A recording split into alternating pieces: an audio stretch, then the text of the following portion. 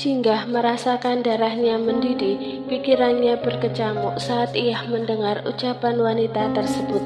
Cemburu mulai merayapi hatinya meski Davin yang mereka maksud belum tentu Davin suaminya. Davin, laki-laki yang kita lihat barusan, yang bersama anak kecil dan perempuan tua yang seperti pembantunya itu. Iya, Jinggah seketika lupa bagaimana caranya bernafas. Ternyata benar, Davin yang mereka maksud adalah suaminya, sedangkan wanita tua mungkin maksudnya Arun. Jinggah mengurungkan dirinya untuk keluar dari bilik toilet dan memilih mendengarkan percakapan mereka. Dulu dia sering datang ke klubnya Danis. Hampir setiap malam terdengar suara air mengucur dari keran saat wanita itu bicara. Kamu tahu nggak? Dia jadi idaman di sana. Banyak wanita yang berusaha dan bermimpi naik ke ranjang dia. Wanita itu terkekeh-kekeh. Terus dia bersama semua perempuan itu? Enggak, cuma yang memenuhi spesifikasi dia saja yang dipilih, seperti aku. Ya, aku percaya. Kamu gak perlu diragukan lagi. Wanita yang barusan berbicara ikut tertawa. Tapi yang aneh, dia gak pernah mencium pasangan ONS-nya. Kok bisa? Gak tahu, itu sudah jadi rahasia umum sih. Temanku yang pernah tidur sama dia juga bilang begitu. Jinggah merasa sudah tidak bisa menahan dirinya lagi. Dadanya bergemuruh hebat, cemburu semakin membakar hatinya hingga hangus. Ia akhirnya keluar dari bilik toilet tersebut, membuat kedua wanita yang sedang merapikan riasan di depan kaca besar itu seketika menatap ke arah Jinggah melalui cermin sesaat. Jinggah mencuci tangan di samping kedua wanita itu sambil berusaha menenangkan pikirannya, sementara kedua wanita itu mengganti topik pembicaraan mereka, membuat Jinggah tahu melalui suaranya mana wanita yang barusan mengaku pernah tidur bersama Davin. Ternyata dia wanita yang berambut pirang di samping Jinggah. Melalui sudut matanya, Jinggah bisa melihat tubuh wanita itu tampak sempurna. Rasanya Jinggah ingin marah, ingin menjambak rambut pirang wanita itu, namun lidah Jinggah mendadak terasa keluh, tangannya gemetar sebelum akhirnya dua wanita itu keluar dari toilet dan Jinggah tidak mengatakan apapun. Jinggah mengembuskan nafas dan memejamkan mata sesaat, lalu kembali ke meja dengan raut muka yang sudah berubah. Sayang, kenapa lama sekali? Tanya Davin dengan lembut. Cuma 10 menit doang kok, jawab Jinggah singkat tanpa menatap Davin. Davin menyadari perubahan raut muka istrinya. Ia menggenggam tangan Jinggah, tapi Jinggah dengan cepat menarik kembali tangannya. Sayang, apa terjadi sesuatu? Kenapa memangnya? Jinggah mulai meraih pisau dan garpu untuk memotong stik yang sudah terhidang di hadapannya. Aku lihat sepertinya suasana hati kamu sedang buruk ya? Enggak kok, Jinggah masih belum mau menatap Davin. Jinggah mulai memotong stik, tapi kata-kata wanita di toilet tadi terus terngiang di telinganya, membuat Jinggah merasa semakin cemburu ketika membayangkan Davin menghabiskan malam bersama wanita itu. Alhasil, Jinggah melampiaskan kekesalannya pada stik yang tidak bersalah. Ia memotongnya dengan gerakan kasar, tapi stik itu terlalu sulit untuk dipotong, membuat Jinggah semakin kesal. Sayang, biar aku bantu, ucap Davin sambil meraih pisau dan garpu dari tangan Jinggah, menggeser piring itu ke hadapannya dengan telaten. Davin memotong stik istrinya menjadi potongan-potongan kecil. Selesai, habiskan makanannya ya. Jinggah tidak mengatakan apapun saat Davin kembali menyerahkan piring itu di hadapannya. Jinggah melahapnya dalam diam sambil memperhatikan Oliver yang duduk di baby chair sambil memakan camilan camilannya atau meminum susu di botol. Di sisi lain, Davin merasa ada sesuatu yang terjadi dengan istrinya saat di toilet.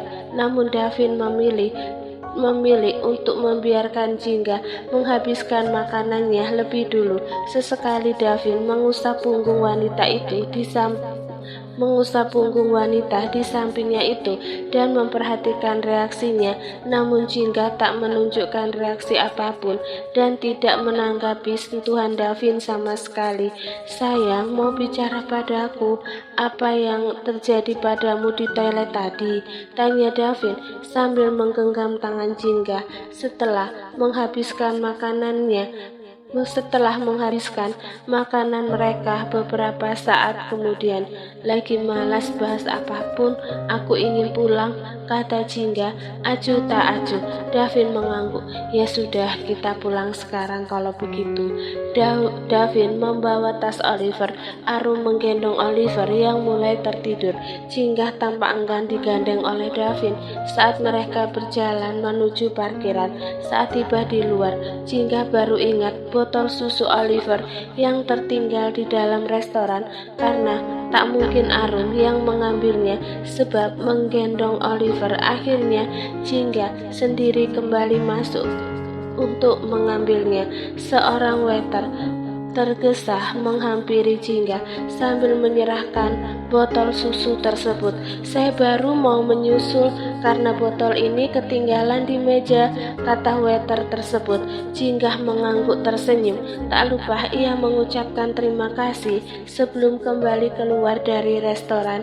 Ketika tiba di parkiran, Jingga melihat Davin sedang berbicara dengan seorang wanita yang di toilet tadi. Jingga mendekat, bersembunyi di balik sebuah mobil dan mendengar percakapan mereka. "Akhir-akhir ini aku jarang melihat kamu di klubnya Danis," kata wanita itu tersenyum. "Maaf." Davin menatap wanita itu dengan penuh tanya. "Apa kita saling mengenal?" Wanita itu tertawa kecil sambil menyibak rambutnya ke belakang bahu, memperlihatkan yang sedikit enggak heran sih kalau kamu lupa, tapi aku sendiri nggak bisa melupakan one night stand kita beberapa bulan yang lalu. Permainan kita sangat malam itu. Sepertinya kamu salah orang," timpal Davin. Wanita itu kembali tertawa. "Gak mungkin aku salah orang, Dani sendiri kan yang merekomendasikan aku ke kamu." Davin terdengar menghela nafas kasar. Baik, katakan saja apa yang kamu ucapkan itu benar. Tapi apa kamu lupa bahwa itu hanya one night stand? Sama sekali nggak ada artinya buatku." Apa?"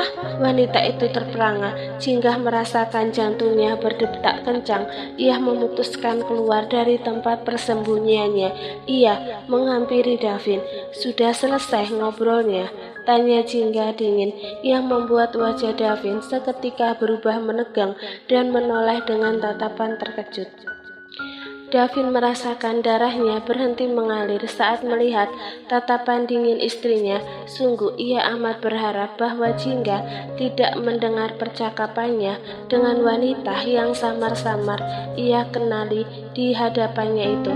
Namun harapan Davin sia-sia. Dilihat dari raut muka dan tatapan tajamnya, jelas jika Jingga mendengar apa yang wanita itu ucapkan barusan. "Sayang," gumam Davin dengan leher yang terasa tercekik.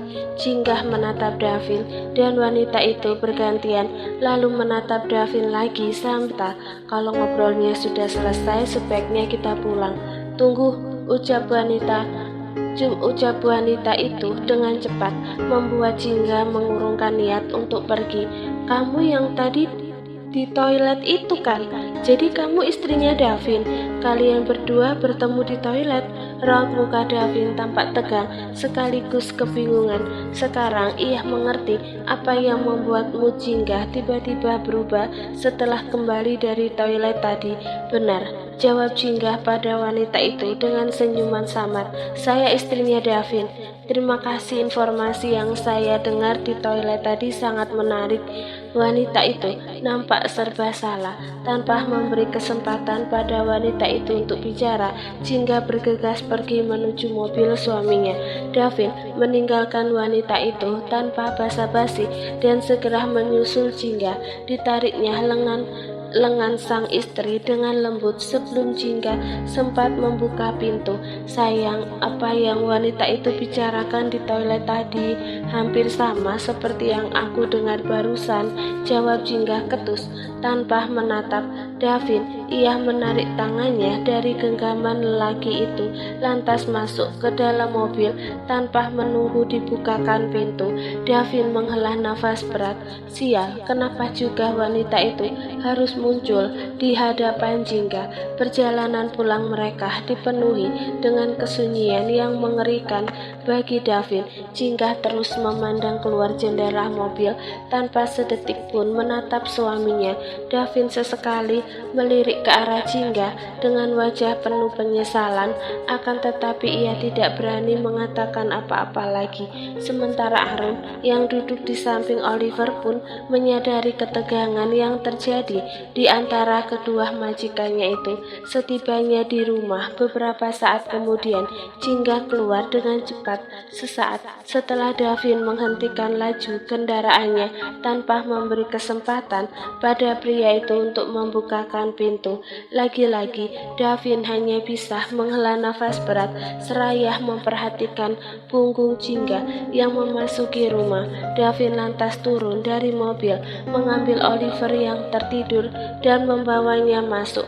Perasaannya campur aduk. Setelah menaruh Oliver di kamarnya, Davin bergegas masuk ke kamar utama dan mendapati istrinya sedang berjalan menuju kamar mandi dengan bibir cemberut. Sayang, kamu marah?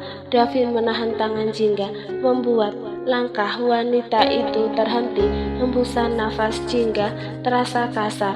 Menurutmu, aku ini malaikat yang gak akan marah setelah mendengar obrolan kalian, timpalnya dengan ketus. Kamu bahkan gak mengelak ucapan wanita itu tadi. Davin mengusap wajahnya dengan tangan yang terbebas, tak tahu harus mulai berbicara dari mana. Ditatapnya wajah sang istri dengan penuh penyesalan. Kamu tahu, masa laluku memang enggak baik, tapi setelah aku melakukannya denganmu, maksudku setelah hubungan kita membaik, aku enggak pernah tidur dengan wanita manapun, dan aku enggak pernah datang ke klub malam lagi, jelas Davin dengan nada memelas. Aku lelah, hanya itu tanggapan yang sanggup Jingga berikan saat ini. Lepaskan aku mau mandi. Alih-alih melepaskan, Davin justru malah menarik pinggang wanita itu semakin mendekat, lalu memeluknya erat. Ia benamkan wajahnya di pundak Jingga yang tengah meronta-ronta. Sayang, tolong jangan marah seperti ini. Kita bisa bicarakan ini dengan tenang. Aku bisa jelaskan semuanya kalau kamu memberi aku kesempatan. Memangnya apa lagi yang ingin kamu jelaskan? Jingga berusaha melepaskan diri dari pelukan Davin. Kamu mau menjelaskan bahwa dulu kamu sering pergi hampir setiap malam ke klub malam dan bersenang-senang dengan wanita yang berbeda-beda karena kamu gak mau ada di rumah ini karena ada aku dan Oliver. Begitu? Nafas Jingga sedikit memburu. Enggak sayang, bukan seperti itu yang aku pikirkan saat itu. Sudahlah, aku lelah. Beri aku waktu untuk sendiri, kumohon, pinta Jingga dengan putus asa mendengar suara istrinya yang bernada lelah. Akhirnya dengan terpaksa Davin melepaskan pelukannya. Jingga segera memasuki kamar mandi dan menguncinya dari dalam. Pantulan dirinya yang ia lihat di cermin tampak kacau, begitu pula dengan hatinya. Meski Jingga sudah tahu bahwa Davin hampir selalu pergi ke klub malam dan bersenang-senang dengan wanita lalu pulang ke rumah dini hari dalam keadaan mabuk. Jingga tahu semua itu sejak dulu, namun Namun sekarang saat ia mendengar langsung kenyataannya dari wanita yang pernah tidur dengan Davin, Jingga tidak bisa menahan rasa cemburunya. Jingga menghela nafas berat untuk melonggarkan dadanya yang sesak. Ia memutuskan menenangkan diri dengan berendam di dalam bathtub, namun perasaannya terlalu kacau. Semakin ia berdiam diri sendirian, semakin keras pula kata-kata wanita itu terngiang di telinga. Alhasil, Jingga menyudahi mandinya. Ia mengikat tali bathtub sebelum membuka pintu. Begitu pintu terbuka, Jingga dibuat terkejut oleh kehadiran Davin yang masih berdiri di dekat pintu kamar mandi dengan kondisi pakaian yang masih sama seperti tadi. Davin menatapnya dengan kacau, tapi Jingga berusaha untuk tidak peduli. Jingga bergegas masuk ke walk-in closet mengenakan pakaian tidur. Saat ia keluar, ia melihat Davin duduk di tepian ranjang dengan gusar. Sayang, Davin segera berdiri menghampiri Jingga. Mau tidur sekarang? Iya, aku mau tidur di kamar Oliver, kata Jingga sambil berlalu pergi. Davin cepat-cepat menyusul. Kenapa nggak di sini? Di kamar Oliver cuma ada kasur kecil. Untuk beberapa malam ke depan aku ingin tidur sendiri tanpa kamu.